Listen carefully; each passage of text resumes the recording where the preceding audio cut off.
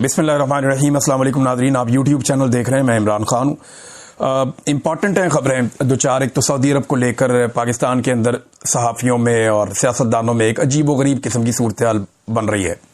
پاکستان تحریک انصاف کا اس میں کیا موقف ہونا چاہیے یا اپوزیشن اس پہ کیا سٹانس لے گی، وہ بھی میں آپ کو بتاتا ہوں۔ لیکن پہلے عمران خان صاحب نے جب سے وہ جیل گئے ہیں، پہلی مرتبہ انہوں نے عاصم منیر صاحب پہ کچھ الزامات اب براہ راست لگائے اور انہوں نے کہا کہ یہ عاصم منیر صاحب نے کیا ہے۔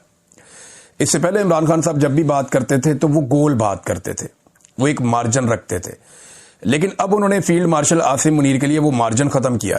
کچھ عرصہ پہلے انہوں نے مارشل لا، عاصم لا، ان چیزوں کا ذکر شروع کیا تھا۔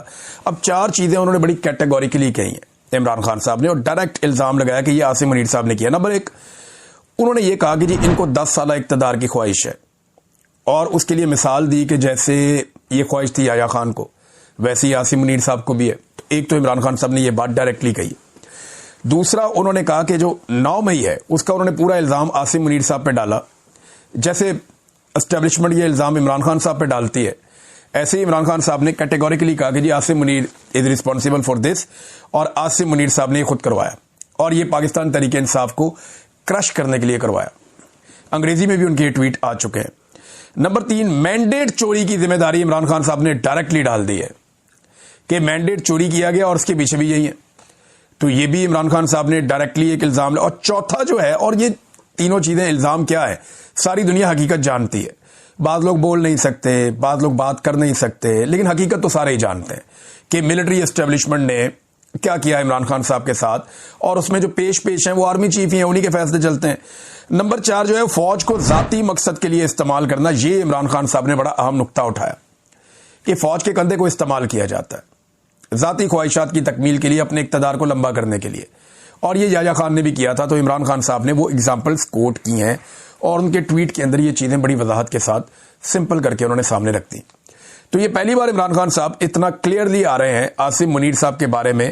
تو کیا عمران خان صاحب جیل سے ایک فائنل راؤنڈ شروع کر چکے ہیں؟ نہ صرف عاصم منیر کو واضح پیغام دیا عمران خان صاحب نے، بلکہ چیف جسٹس پاکستان جسٹس یحییٰ افریدی کے لیے بھی ایک لیٹر لکھا، جو عمران خان صاحب کی بہن علیمہ خان لے کر نکلی، اور انہوں نے کوشش کی سپریم کورٹ میں کہ وہ چیف جسٹس کے چیمبر میں جائیں اور جا کر وہ لیٹر چیف جسٹس کے حوالے کریں، لیکن وہاں انتظامیہ نے روک دیا۔ انہوں نے کہا جی آپ نہیں جا سکتے، جب تک کہ رجسٹرار آفس سے اجازت نہیں ملتی آپ نہیں جا سکتے۔ انہوں نے کہا جی عمران خان صاحب کا خط ہے، لطیف کوزہ صاحب نے کہا جی ایک سائل ہے، تو وہ اگر چیف جسٹس کے بعد جانا چاہیں تو آپ جانے دیں، خط دینا انہوں نے، تو اس پہ انہیں روک دیا گیا۔ لیکن خط میں آپ کو بتا دیتا ہوں، یہ اس کا اردو ٹرانسلیشن ہے جو یحییٰ افریدی صاحب کو عمران خان صاحب نے خط لکھا۔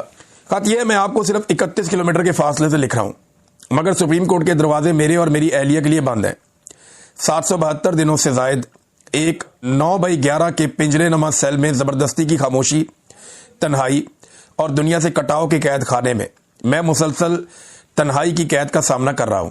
میرے خلاف 300 سے زائد بے سروپا، جھوٹے اور سیاسی بنیادوں پر قائم کیے گئے مقدمات کھولے گئے ہیں۔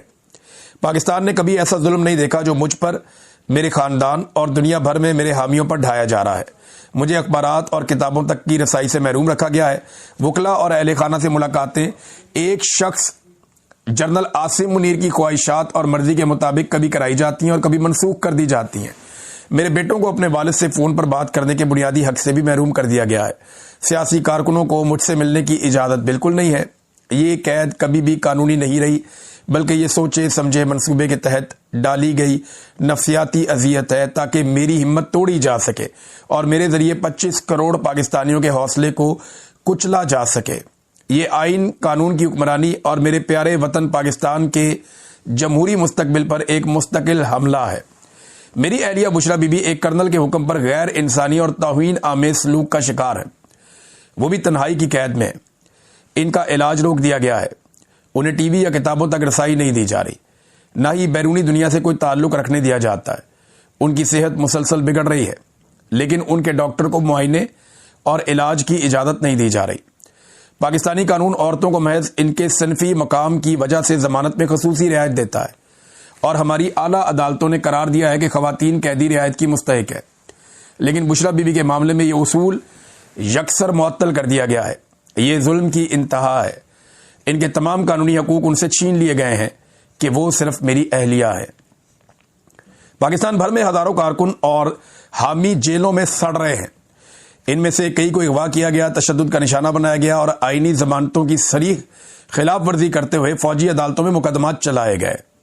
بیرسٹر احسان نیازی کو فوجی حکام نے اٹھایا، اذیت دی اور محض میرا بھانجا ہونے کے جرم میں 10 سال قید کی بھیانک سزا سنائی. میری بہنوں کو ناانصافی سے قید کیا گیا.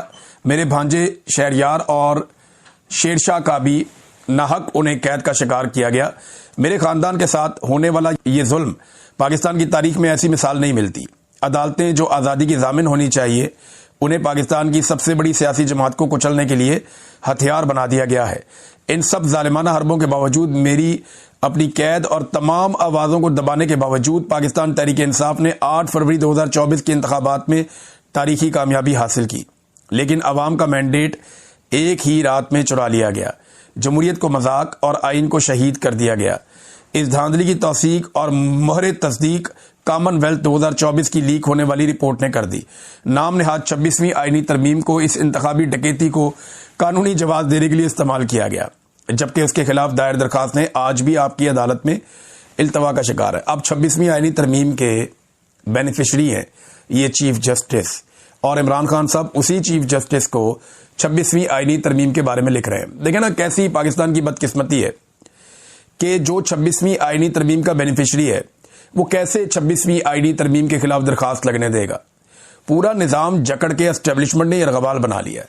لیکن عمران خان صاحب پھر بھی یہ دروازہ کٹکھٹا رہے ہیں، اس دیوار کے ساتھ سر مار رہے ہیں کہ میں یہاں سے انصاف حاصل کروں گا. اسلام آباد ہائی کورٹ کے مشکوک رویے کے تحت اس کے چیف جسٹس سرفراز ڈوگر نے جان بوجھ کر میرے القادر ٹرسٹ اور توشہ خانہ ریویژن مقدمات کو سماعت کے لیے مقرر نہیں کیا. بہرحال اب یہ خط عمران خان صاحب نے لکھا ہے تو خبر آئی ہے کہ 25 سپتمبر کو توشہ خانہ والا بعد میں ہوگا، لیکن کیونکہ اس کی وہ چاہتے ہیں عمران خان صاحب کے وہ کیس لگے اور نیچے سے وہ ان کو انصاف ملے. لیکن جو القادر یونیورسٹی والا کیس ہے وہاں تو وہ سزا کی معطلی چاہتے ہیں. القادر یونیورسٹی والے کیس میں ان کو ضمانت مل سکتی ہے. اگر انہیں ضمانت مل گئی تو عمران خان صاحب فوری طور پہ رہا ہو سکتے ہیں. لیکن دیکھیں طریقہ واردات کیا ہے کہ القادر والا کیس تب سنا جائے گا جب توشہ خانہ 2 کے اندر سزا ہو جائے گی. جب توشہ خانہ 2 میں سزا ہو جائے گی پھر القادر کیس سنا جائے گا. اب عمران خان صاحب کے بعد 2 آپشن ہے، یا تو القادر کیس میں ان کی فوری طور پہ ضمانت ہو اور وہ باہر آ جائیں، اور توشہ خانہ 2 میں جب ان کو سزا ہو تو وہ پھر عدالت سے رجوع کر لیں. یا دوسرا کیس ان کے پاس ایک آپشن یہ ہے کہ وہ توشہ خانہ 2 کے اندر سماعت کو رکوا دیں کہ جناب یہ سماعت آپ روکیں، یہ کیس ٹھیک نہیں سنا جا رہا. تو وہ سماعت کو رکوا کے اس کے بعد اپنی بیل حاصل کریں اور پھر باہر آ جائیں القادر والے کیس میں. لیکن اسٹیبلشمنٹ نہیں چاہتی کہ عمران خان صاحب باہر آئیں، اور اس وقت جنرل عاصم منیر اور عمران خان کے بیچ میں ایک لڑائی چل رہی ہے. کوئی مانے یا نہ مانے، یہ لڑائی ایکچولی اسٹیبلشمنٹ اور عمران خان کے بیچ میں. اب ان میں سے جو جیتے گا وہی آگے بڑھے گا. عوام عمران خان کے ساتھ کھڑی ہے، جبکہ اسٹیبلشمنٹ نے اپنی ہوشیاری سے دنیا میں کچھ طاقتوں کو قابو کر لیا ہے. پاکستان میں پورے نظام کو انہوں نے یرغمال بنایا ہوا ہے.